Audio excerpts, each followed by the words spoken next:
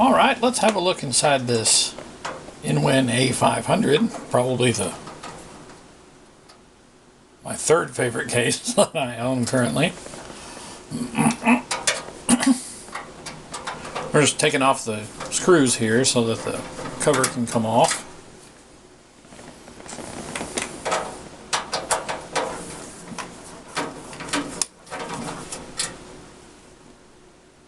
If I was smart, I might have done this off camera, but, well,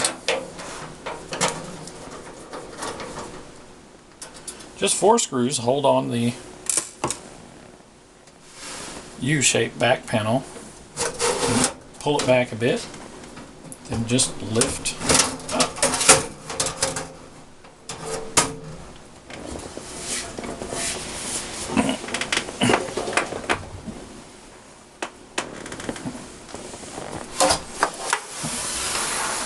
Inside the case, there's plenty of room for your ATX motherboard. The power supply goes right here. Has a spot for a fan up here. 3 5¼ inch bays, 2 3.5 inch. One neat feature about this case is we can just remove this screw here.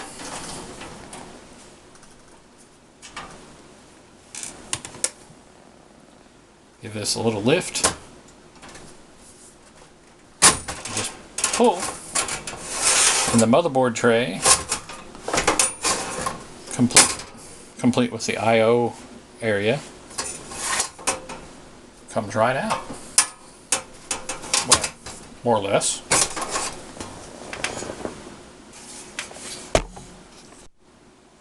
I set the motherboard tray down. Now let's mount the power supply.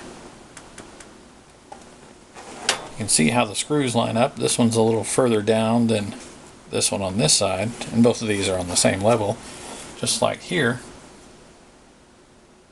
where these are on the same relative level, and this one's a little further down than this one. So this power supply should mount just like that.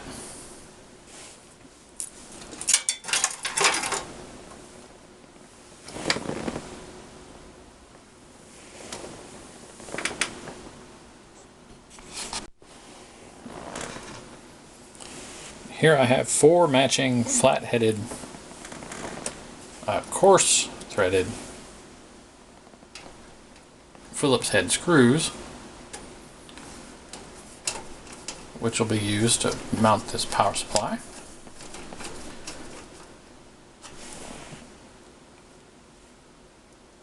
I just like when things match.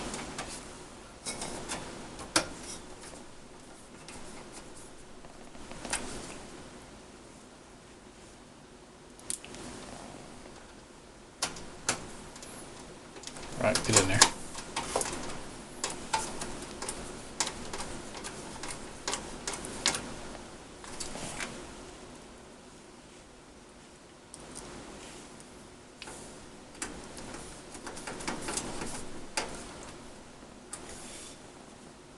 Okay, and with the power supply mounted,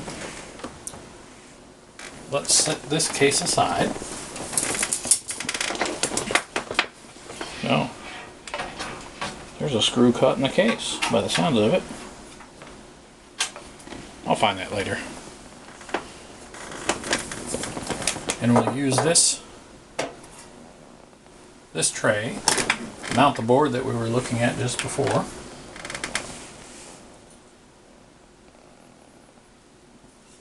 First thing I'm going to do is take these standoffs off.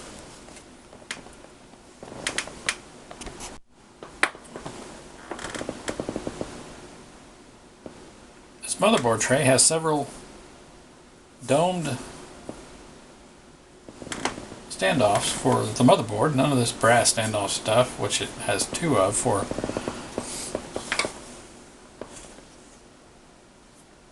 adaptability. Each one of these domes has a tapped hole in the middle of it to accommodate motherboards. And looking at the hole spacing on this board, it looks like even the brass standoffs are in the spots where I need them. I don't have an I/O shield for this motherboard, for this case.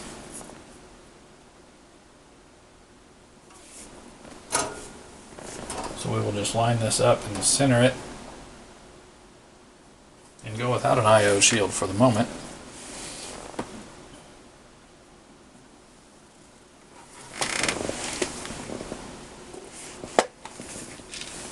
Back into my box of screws. I'm going to try a finer threaded screw to see if that's what this takes.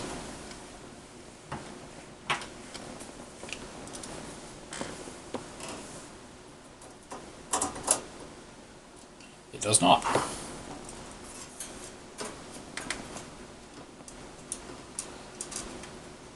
Rather.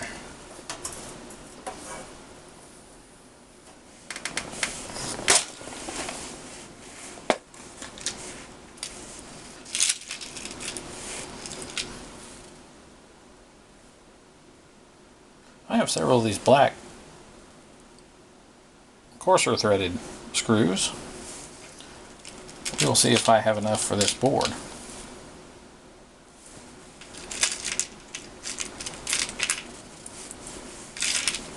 I'm not sure where these came from, probably from another case or another build that I did before.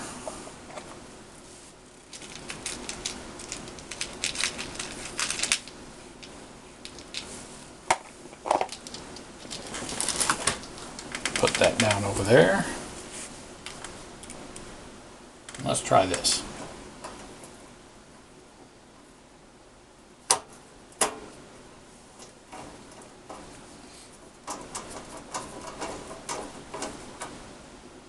Looks like it worked just fine. On the first screw, I did not tighten that down all the way, so that if any fine adjustments on its placing are needed,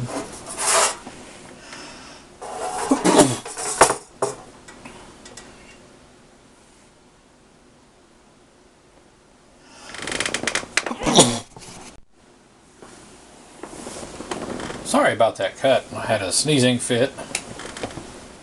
I didn't want to have you all suffer through that with me. I got all the screws mounted. It takes 7 total. Now let's get the cards mounted onto the motherboard, and then we can put it in the case. The first one is the card we used when we tested the board.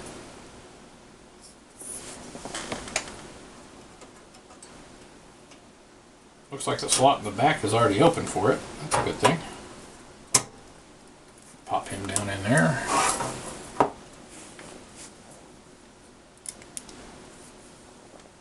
Screw him down.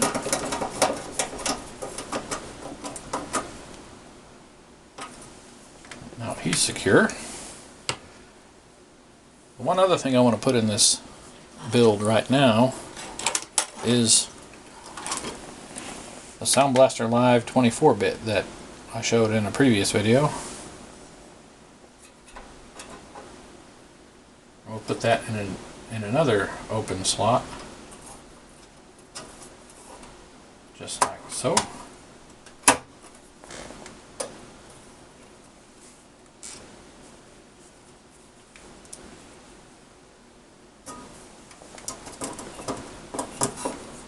Then we'll screw him down.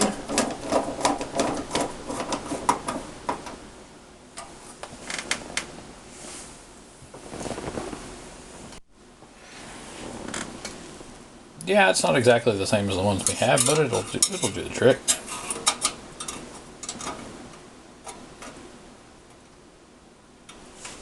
Maybe.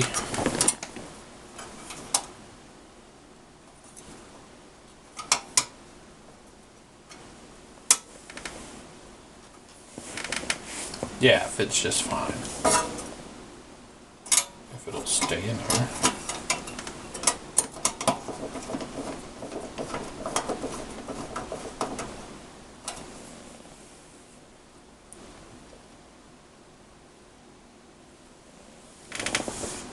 Alright, let me put the case back up here and I'll be right with us. Alright, let me put the case back up here and I'll be right back with you.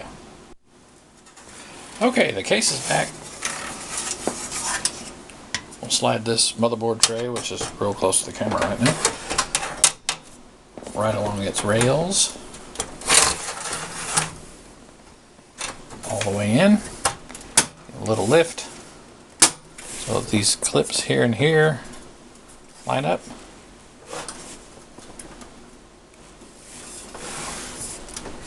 And once it's in, three clips. Let it settle back down. One of the clips came out.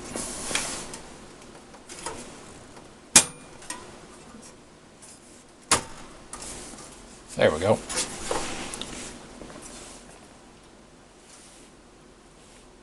Then we will just secure that for now.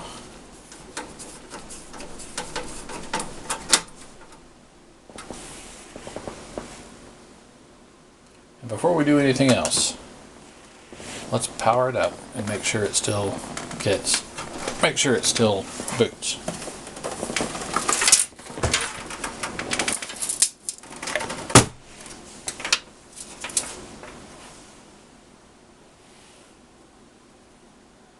Found that lost screw that was rattling around inside the case.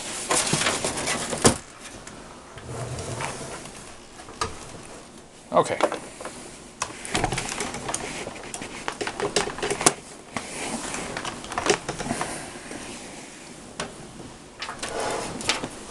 Plug the DVI cable in.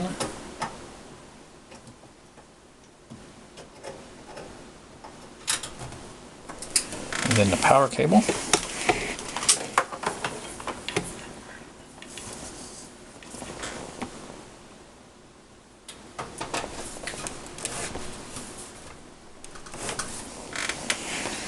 And now this keyboard.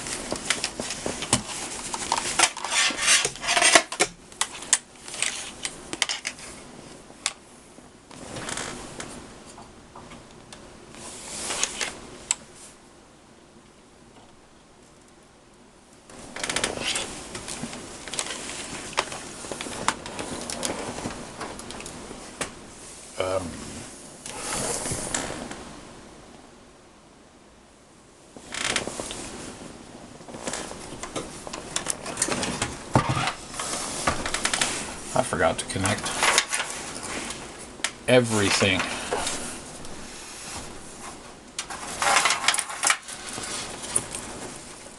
Alright, let's do that now.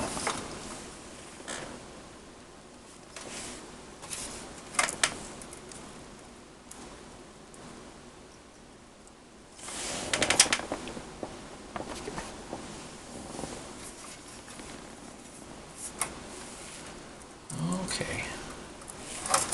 Speaker.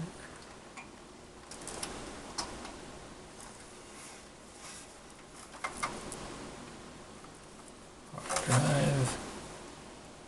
LED. Power switch.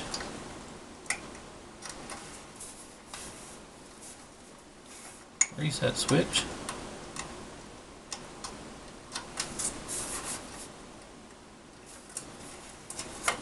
Power LED.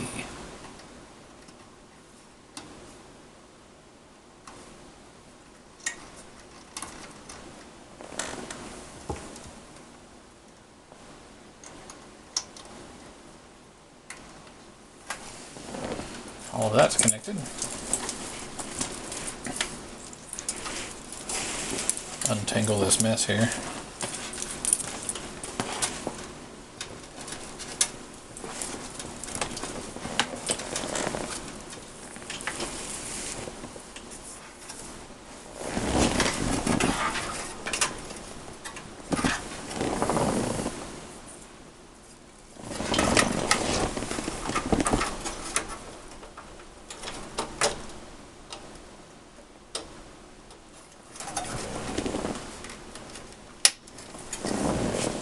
Power in.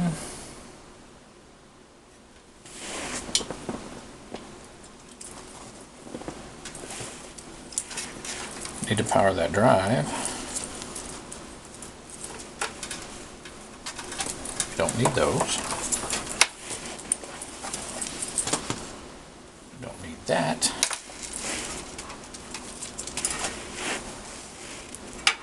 That will come in handy.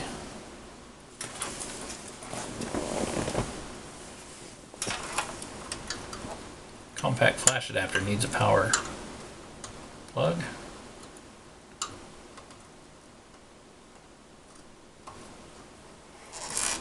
There's that. And that's the only other thing. Let's move this around so we can get a good look at the screen, make sure it boots.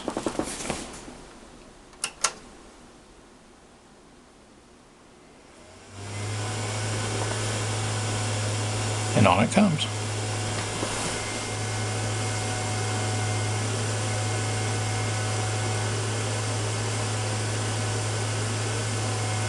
It's going to give me a floppy error.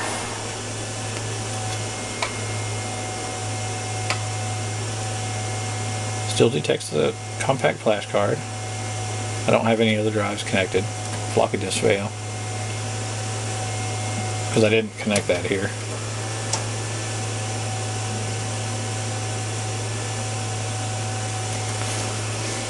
Press F1 to continue.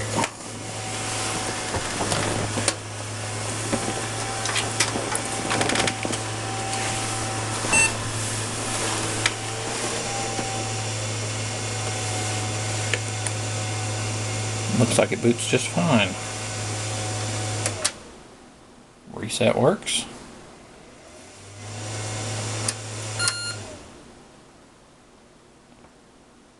Got a frozen image on the screen.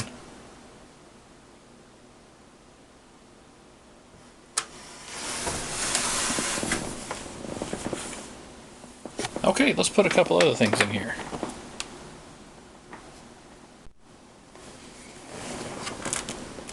Alright, let's install this floppy cable.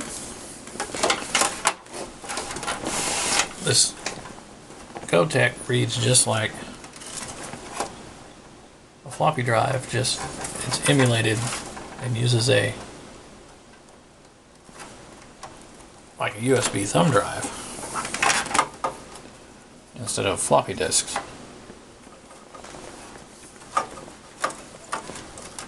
Attach the ribbon cable to the motherboard right there. The other thing I want to mount is this SD card to IDE adapter. This one needs an IDE cable. Hold on just a moment. Found an IDE cable.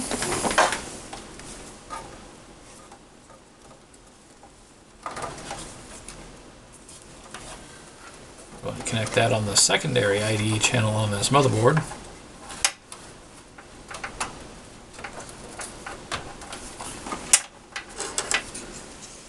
And then, for now, I'm going to leave this on top of the GoTech player because they both have to share this Molex to dual floppy power connector adapter.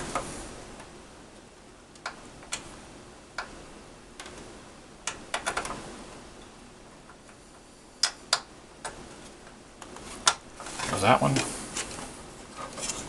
I suppose this one can take a normal Molex, but there we go.